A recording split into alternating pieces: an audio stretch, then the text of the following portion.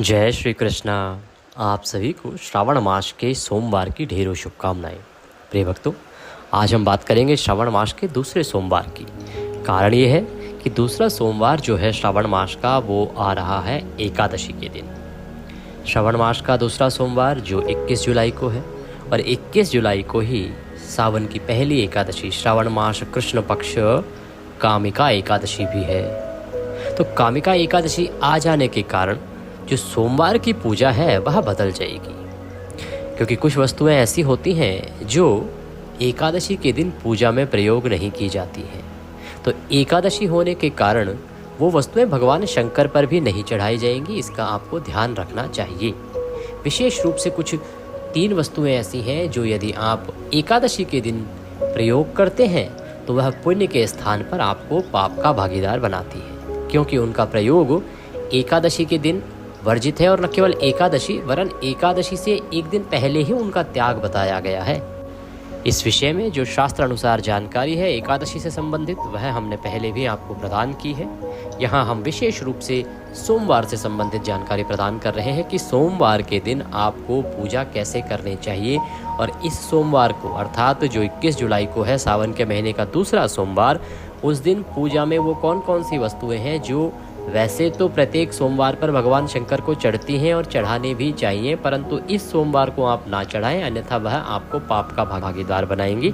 आपका व्रत जो है वो व्यर्थ चला जाएगा। यहाँ हमारा उद्देश्य केवल आपको सूचना प्रदान करना है, सही सूचना प्रदान करना है। किसी प्रकार का पैनिक हम यहाँ उत्पन्न करना नहीं चाहते हैं, परंतु हमारा ये कर्तव्य बनता है कि हम सही जानकारी आपको प्रदान करें कि ये वस्तुएं इस सोमवार पर वर्जित हैं, क्योंकि इस दिन एकादशी है। प्रिय भक्तों, ध्यान से आप अंत तक देखिए संपूर्ण वीडियो, जिसमें हम आपको एक एक पूजा विधि से संबंधित नियम आपको बताएंगे। क्या क्या वो वस्तुएं हैं जो अर्पित नहीं करनी है, उनके स्थान पे क्या अर्पित करना है, क्योंकि ऐसा भी नहीं कि उनके बिना पूजा हो सके। तो उनके स्थान पर जो वस्तु अर्पित करनी है उसको भी जानना आवश्यक है, तभी यह पूजा आपकी पूर्ण होगी।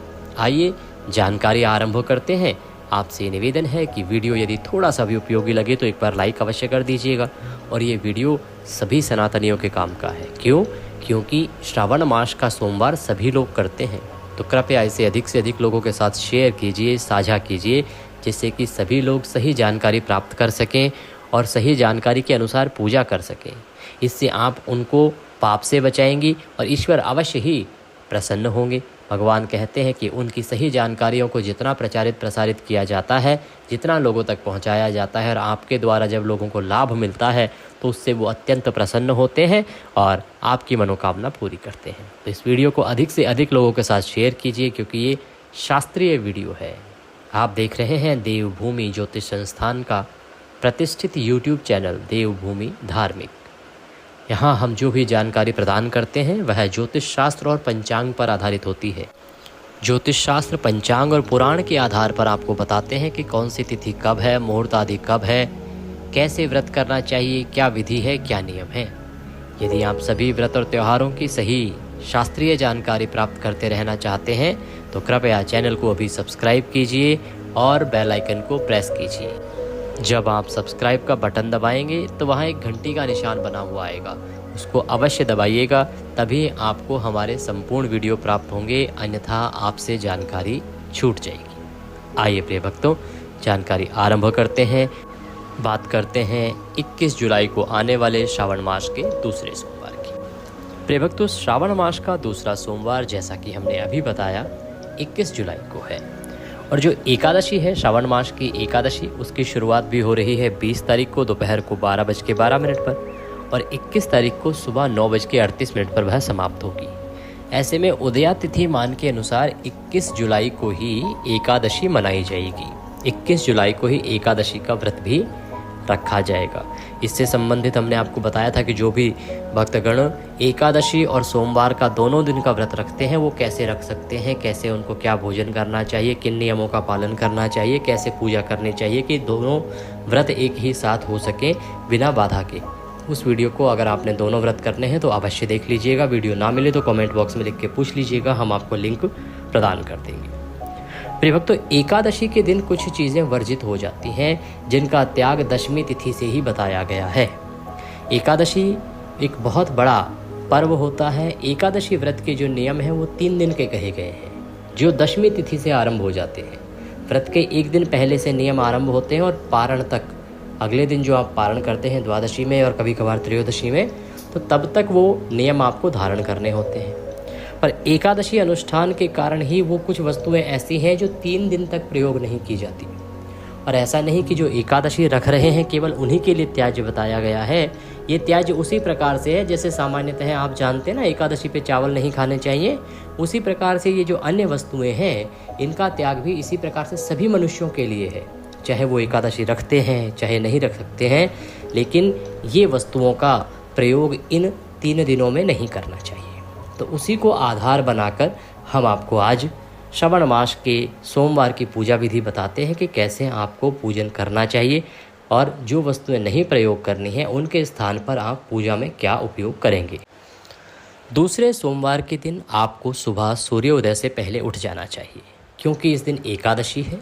और अगर आप सोमवार के साथ और अधिक पुण्य प्राप्त करना चाहते हैं तो आप इस दिन गंगा स्नान कर सकते हैं, क्योंकि एकादशी के दिन गंगा स्नान की महिमा अधिक है, इससे बहुत अधिक पुण्य प्राप्त होता है। गंगा स्नान के लिए अगर गंगा जी ना जा सके तो घर पर आप गंगा स्नान का फल ले सकते हैं। नहाने का पानी जब आप भरें तो उस पात्र को पहले अच्छे से धो लीजिए, फिर उसमें थोड़ा गंगा जल डालिए, तदुपरांत उसमें शुद्ध जल भरिए और उस जल से उत्तर दिशा की ओर मुख करके हर हर गंगे बोलते हुए स्नान कर लीजिए। ये स्नान आपको गंगा स्नान का फल देगा। और व्रत वाला दिन अगर है, उस दिन गंगा स्नान करते हैं तो वह सदा ही कल्याणकारी है। और एकादशी का दिन है तो आप अपने सोमवार के व्रत पुण्य को और अधिक बढ़ा सकते हैं। स्नान आदि करने के बाद स्वच्छ वस्त्र धारण कीजिए। स्वच्छ वस्त्र धारण करके अगर आप सूर्य देव को जल देते हैं तो बहुत उत्तम है, माता तुलसी को जल देते हैं तो बहुत उत्तम है। इस एकादशी के दिन माता तुलसी की पूजा का विशेष फल है।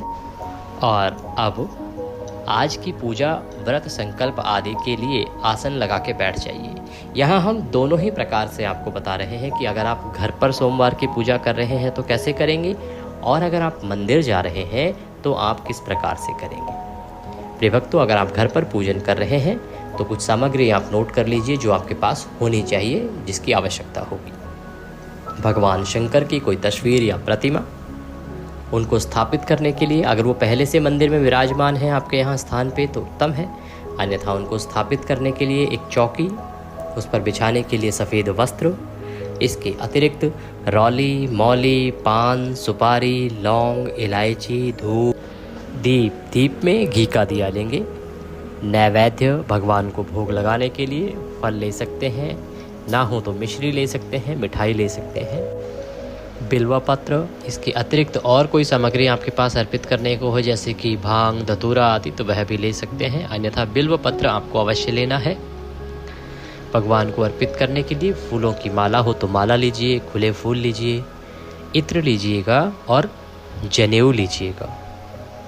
इसके अतिरिक्त पंचामृत बनाने के लिए सामग्री लेंगे, पंचामृत का सामान लीजिएगा जिससे आप पंचामृत बनाएंगे, कच्चा दूध, दही, घी, शक्कर आदि आदि। ये सारी सामग्री है जो आपने लेनी है पूजा के लिए। इसमें कुछ 2-3 वस्तुएं ऐसी हैं जो अगर आप नहीं भी लेंगे तो भी चल जाएगा, लेकिन अगर लेते हैं तो बहुत ही उत्तम है। शास्त्रीय विधि से अब हम पूजन आरंभ करेंगे, साथ ही बता देंगे कि कौन कौन सी वो वस्तुएं हैं जिनको अगर आप ना भी प्रयोग करें तो कोई दोष नहीं है। आसन लगा के बैठ जाइए, भगवान की तस्वीर या प्रतिमा को सामने रखेंगे। आप एक चौकी लीजिए, चौकी पे सफ़ेद वस्त्र बिछाइए, भगवान शंकर की तस्वीर को सामने रखिए। एक लोटा लीजिए तांबे का, तांबे के लोटे में पहले गंगा जल भरिए, फिर शुद्ध जल भरिए। एक फूल लीजिए और फूल से सभी सामग्री पर और सभी स्थान पर जहां आप पूजन कर रहे हैं वहां गंगा जल से छींटे दीजिए, जिससे कि वह स्थान पवित्र हो जाएगा, शुद्ध हो जाएगा। ओम पवित्र हो अपवित्रवांग सर्वांग वस्तांगतो पिबम यह स्मरेत पुंडरीकाक्षम सभायंतरः शुचिः ओम। इस प्रकार से आपने स्थान का पवित्रीकरण किया है, सामग्री का शुद्धिकरण किया है। जो माताएं बहनें एकादशी का पूजन भी साथ में कर रही हैं या जिन्होंने एकादशी का व्रत भी करना है तो वो साथ में भगवान श्री हरि की तस्वीर को भी स्थापित कर लें और वो साथ में भगवान श्री हरि विष्णु का भी पूजन कर सकते हैं। दोनों को साथ में रख के पूजा की जा सकती है, उसमें किसी प्रकार का दोष नहीं है। जो पूजन के लिए अगर आपके पास घर में शिवलिंग है तो आप शिवलिंग की स्थापना भी कर सकते हैं, शिवलिंग को भी ले सकते हैं पूजा के लिए। ज़रूरी नहीं है कि आप सोमवार की पूजा के लिए तस्वीर ही लें, उसके स्थान पर शिवलिंग को स्थापित कीजिए। और जो मंदिर में जा रहे हैं तो वहाँ तो ऑलरेडी स्थापना होती ही है, पहले से ही भगवान स्थापित हैं, तो पूजा कैसे करनी है वह आप आगे से देखिएगा। अब बात करेंगे कि शिवलिंग अगर आपने स्थापित करना है तो उसकी एक विधि है प्रिय भक्तों, उसको ध्यान देना चाहिए। शिवलिंग को रखने का एक नियम है कि कैसे रखना चाहिए, किस दिशा में रखना चाहिए। शिवलिंग जब भी आप स्थापित करेंगे तो उनका जो जलधारी का हिस्सा है वो उत्तर दिशा की ओर होना चाहिए। जलधारी से अभिप्राय है ऊपर लिंग होता है, लिंग से जब नीचे पानी एकत्र होकर जो आगे निकलता है, जिसे उमा क्षेत्र कहते हैं, माँ उमा का क्षेत्र कहते हैं, उसे माँ पार्वती का क्षेत्र कहते हैं, तो वो जो हिस्सा है वो उत्तर की ओर का होना चाहिए। जब वह उत्तर की ओर होगा तो भगवान का मुख पूर्व दिशा की ओर होगा, ये ध्यान रखना चाहिए। इसी से भगवान का मुख निर्धारित होता है लिंग पे कि किस तरफ भगवान का मुंह है, और उसी के अनुसार आपके बैठने की दिशा निर्धारित होती है। अगर आप हमारे चैनल पर शिव महापुराण सुन रहे हैं तो आपने पिछले अध्यायों में जाना होगा कि भगवान शंकर कहते हैं कि लिंग को किस प्रकार से रखना चाहिए, शिवलिंग की किस दिशा में बैठ के आपको पूजन करना चाहिए, तब आपको पुण्यफल प्राप्त होता है। क्योंकि शिवलिंग पूजा की दिशाएं निर्धारित हैं, शिवलिंग पूजा की दिशाएं निर्धारित हैं। शिवलिंग सही दिशा में ना रखा जाए तो लाभ नहीं है, और शिवलिंग की सही दिशा के साथ बैठ के पूजा ना की जाए तो लाभ नहीं है। इसीलिए शिवलिंग को जब भी आप रखें तो उत्तर दिशा की ओर उसका जलधारी का हिस्सा होना चाहिए।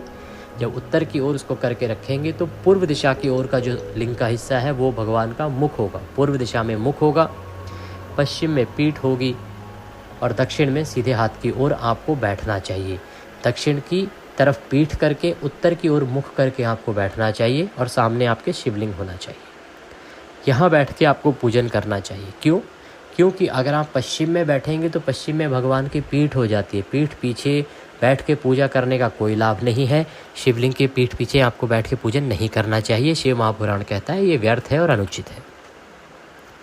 अगर आप उत्तर दिशा की बात करें तो उत्तर दिशा में इसलिए नहीं बैठना चाहिए क्योंकि वो माँ उमा का क्षेत्र है, माँ पार्वती का क्षेत्र है, वहाँ वो विराजमान है। सामने एकदम पूर्व दिशा में इसलिए नहीं बैठना चाहिए कि भगवान के एकदम सीधे नेत्रों के सामने बैठना उचित नहीं है, इसे शिव महापुराण में अनुचित बताया गया है।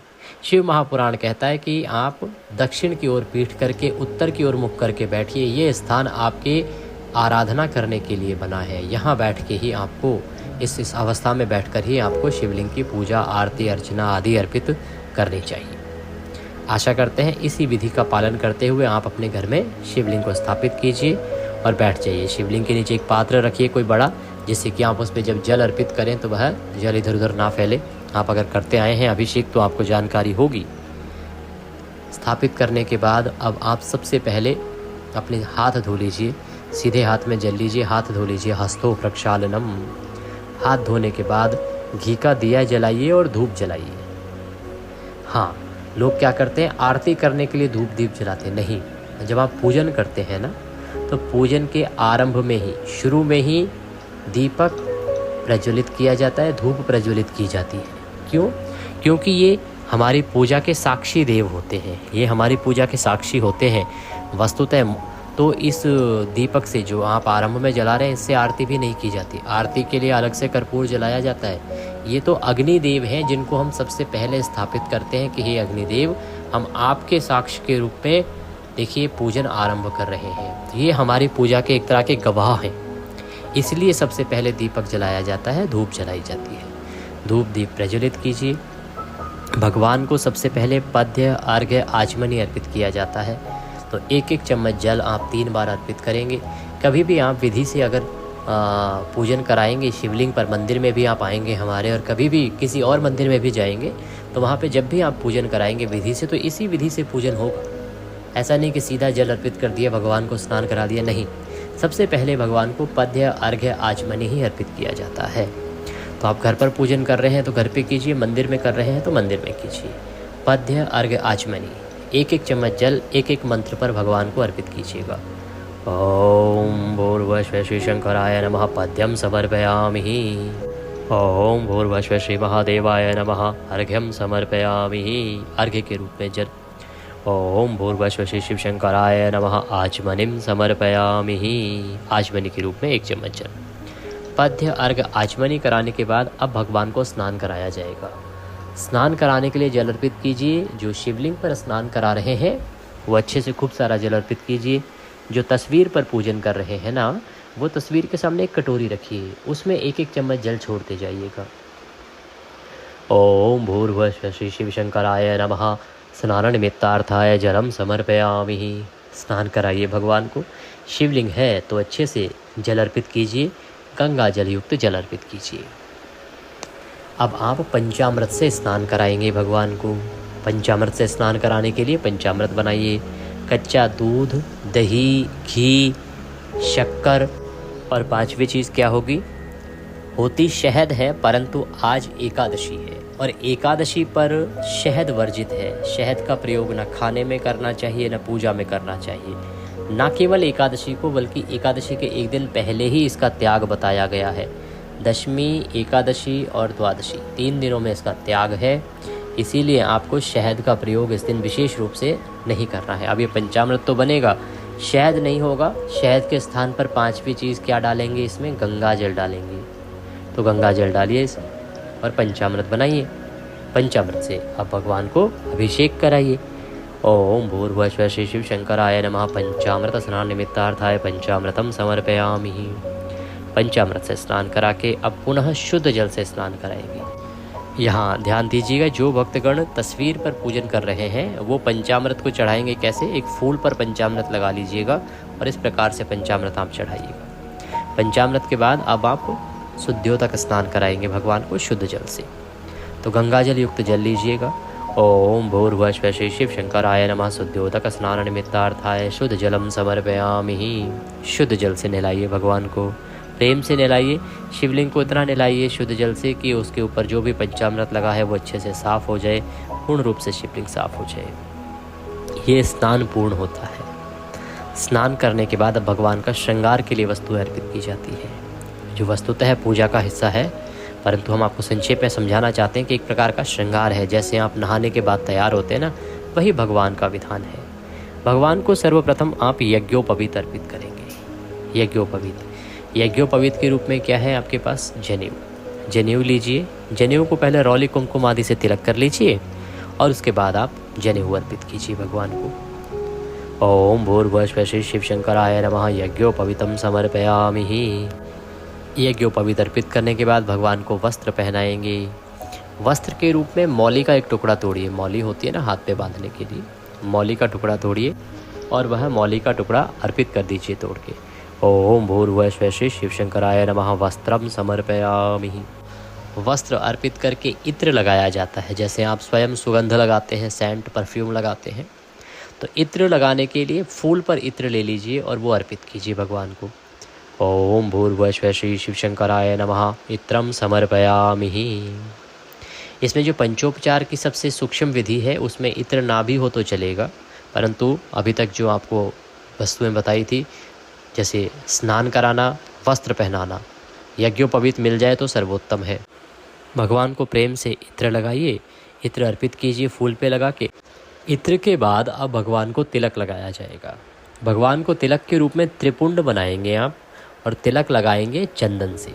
यहाँ आप शिव परिवार की पूजा कर रहे हैं तो माता पार्वती को सिंदूर, रौली कुमकुम आदि से तिलक कीजिएगा। बाकी सबको रौली कुमकुम आदि भी लगा सकते हैं। भगवान शंकर को केवल चंदन का तिलक लगेगा और वो भी त्रिपुंड बनाएंगे आप। ओम भूर्भुवस्वः शिव शंकराय नमः। तिलकम समर्पयामि।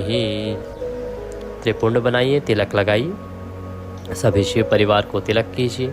तिलक करने के बाद अब भगवान को बिल्व पत्र अर्पित कीजिए। बिल्व पत्र को चढ़ाने का तरीका ये है, अच्छे से धो लीजिए, साफ़ कर लीजिए। हो सके तो राम राम लिख लीजिए या ओम बना लीजिए, उस पर ओम लिखिए और उसके बाद भगवान शंकर को अर्पित कीजिए। उसकी जो चिकनी सतह होती है ना, बिल्व पत्र जो पत्ता होता है बिल्व का, उसकी सतह एक साइड खुरदरी होती है, एक साइड एकदम चिकनी स्मूथ होती है। तो जो स्मूथ सतह है, चिकनी सतह है, वो भगवान के शिवलिंग को टच करनी चाहिए, स्पर्श करने चाहिए, ऐसे उसको अर्पित कीजिएगा। ओम भूर्भुवस्वः शिव शंकराय नमः। बिल्वपत्रम समर्पयामि। बिल्वपत्र अर्पित कीजिए भगवान को। बिल्वपत्र के बाद पुष्पमाला फूल आदि अर्पित कीजिए। ओम भूर्भुवः श्री शिवशंकराय नमः पुष्पम समर्पयामि। पुष्प अर्पित कीजिए। फूलों की माला है तो माला पहनाइए। आपके पास भांग धतूरा आदि अगर कुछ और भी सामग्री है तो वह सब अर्पित कीजिए। आप भस्मी लाए हैं भगवान के लिए तो भस्मी भी चढ़ाइए। संपूर्ण सामग्री अर्पित करने के बाद अब आप भगवान को धूप दिखाएंगे और दीप दिखाएंगे। ओम भूर्भुवः स्वः श्री शिवशंकराय नमः धूपम अर्पयामि। ओम भूर्भुवः स्वः श्री शिवशंकराय नमः दीपम दर्शयामि। नैवेद्यम समर्पयामि। अब नैवेद्य अर्पित करेंगे। नैवेद्य के रूप में आपके पास मिठाई है तो मिठाई लीजिए, फल है तो फल ले लीजिएगा, अन्यथा मिश्री लीजिएगा, वो अर्पित कर दीजिएगा। ओम भूर्भुवः स्वः श्री शिवशंकराय नमः नैवेद्यम समर्पयामि। नैवेद्य अर्पित करके 1 चम्मच जल लीजिए, अर्पित कीजिए आचमनी के रूप में। ओम भूर्भुवः स्वः श्री शिवशंकराय नमः जल आचमनीम समर्पयामि। जल आचमनी करा के तांबूल अर्पित किया जाता है। तांबूल क्या होता है? पान का पत्ता लीजिए, उसमें 2 लौंग 2 इलायची और 1 सुपारी रखिए और वह अर्पित कीजिए। ओम भूर्भुवः स्वः श्री शिवशंकराय नमः तांबूलम समर्पयामि। तांबूलम पूंगी फलम शुभ दक्षिणायाम। जो भी दक्षिणा आप अर्पित करना चाहते हैं ना भगवान को, वह दक्षिणा अर्पित कीजिए। ओम भूर्भुवः स्वः श्री शिवशंकराय नमः शुभ दक्षिणायाम समर्पयामि। शुभदो वरदो भवः। हाथ जोड़ के भगवान शंकर को नमस्कार कीजिए। इस प्रकार से आपने यह अपने सोमवार व्रत पूजन पूर्ण किया है। इसमें ध्यान दीजिएगा, अक्षत हमने अर्पित नहीं करवाए हैं और मुख्यतः जो हमें आपको बताना था वो ये कि शहद वर्जित है। इसको लोग ना गलती कर जाते हैं, क्योंकि अभिषेक में पंचामृत से तो सभी नहलाते हैं और उसमें शहद डाल देते हैं। ये आपको पाप उत्पन्न करेगा, इससे आपको बचना है कि शहद का प्रयोग नहीं करना है। पूजा करने के बाद अब आप कथा सुनेंगे। श्रवण मास की सोमवार की जो कथा है हम वो आरती के साथ आपके लिए अपलोड करते हैं, उसमें आरती भी साथ में ही गाते हैं, तो आप वह वीडियो अवश्य देख लीजिएगा। चैनल पर नए हैं तो सब्सक्राइब कर लीजिए, जिससे कि आपको सही कथा मिले और सही प्रकार से आप आरती भी कर पाएँ।